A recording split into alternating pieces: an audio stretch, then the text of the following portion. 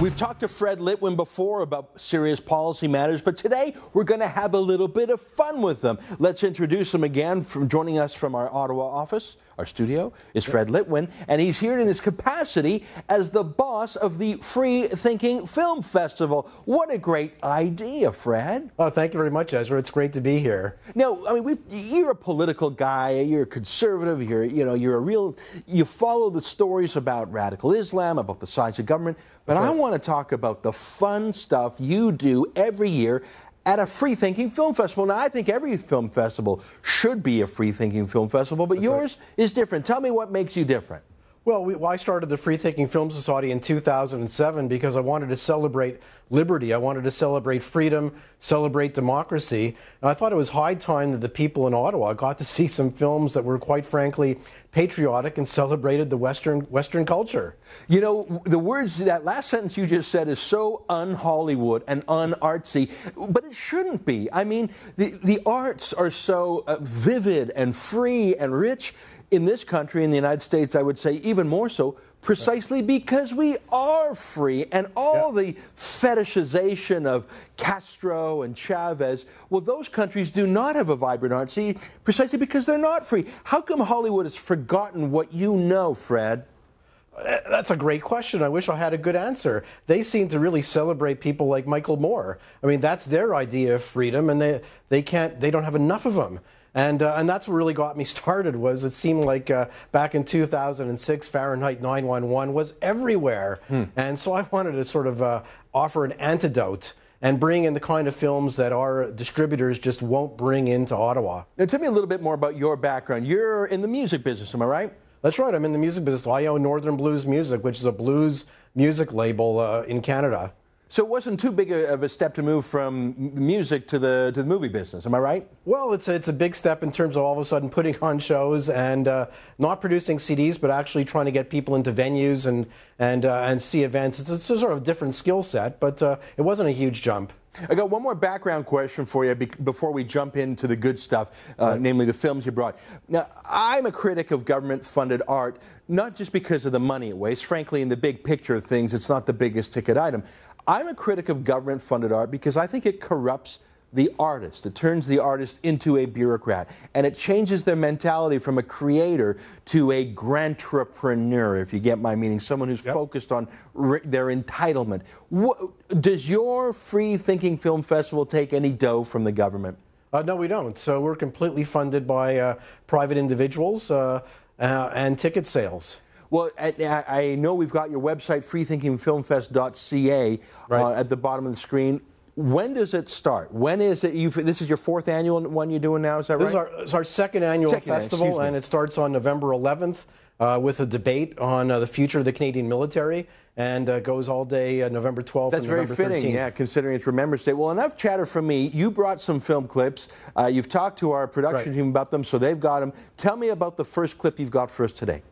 The Power of the Powerless is an absolutely amazing film about the Velvet Revolution in Czechoslovakia that toppled communism. This is so exciting. It's exciting to see people mobilized to defeat something very, very evil. And it's a movie that is actually now being distributed by its production company to organizations in the Middle East and in other countries like Burma, because its message is universal. Is it?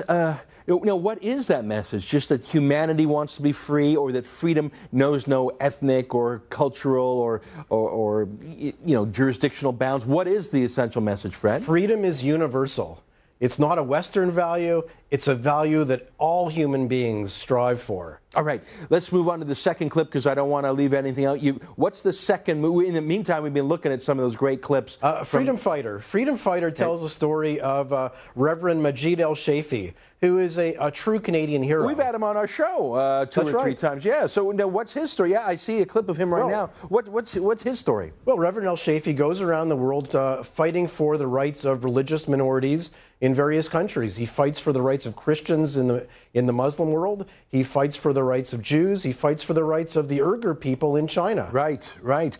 And I mean, I've met him, and he's very articulate. What are some things that might have surprised you in the show? I mean, I know him a little bit. Tell me what I might learn by watching this movie. Well, I think what's really striking is the fact he goes to Pakistan and actually takes a Christian family, does all the paperwork, and gets their immigration papers to go to Canada. Huh, amazing. You know what? I did not know that he had this film. I mean, I've met him.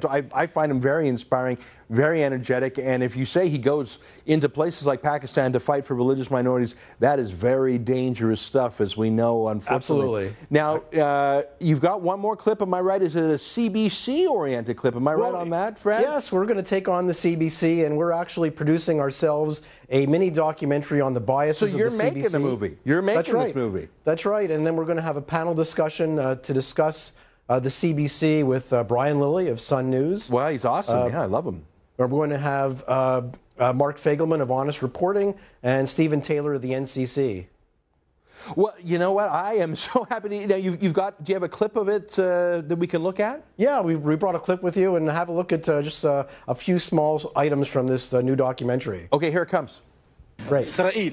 Gaddafi is like the Israelis, says Izwi, summoning the worst insult he can manage. He kills whomever he likes. I do want to clean up something from a year ago, Evan. I came on here and I talked about conservative bloggers and suggested they've been paid. You know what? I looked into it. I have no evidence that any of these conservative bloggers are out there getting paid or on the dole. So I regret saying that, and I take it back. The trouble is, most Arabs know that Israel has an emergency law too, which it uses for such things as detention without trial and confiscation or demolition of Palestinian property. We want to correct and apologize for a mistake we made last Sunday. In one segment, we said the Jewish Defense League is a banned terrorist organization in Canada.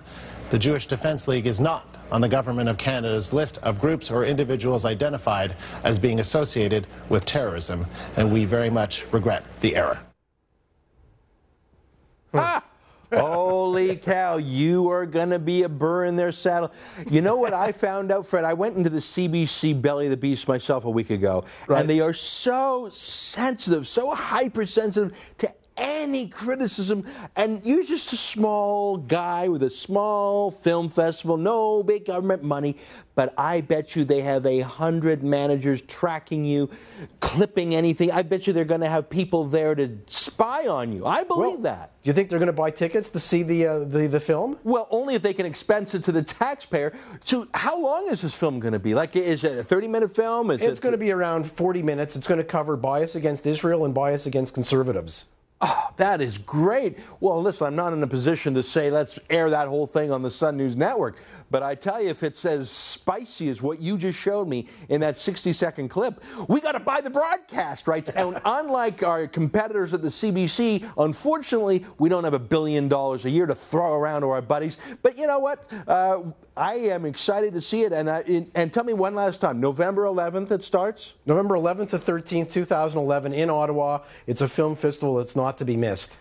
Well, closer to that date, we got to get you back on the show. You got to tell us about more films you're getting. Absolutely. I think we've got to support artists like you who are doing it on their own for the love of the art, no government funding, and a contrary voice celebrating freedom. Fred Litwin, thanks for joining us today. Thank you very much, Ezra. Take care.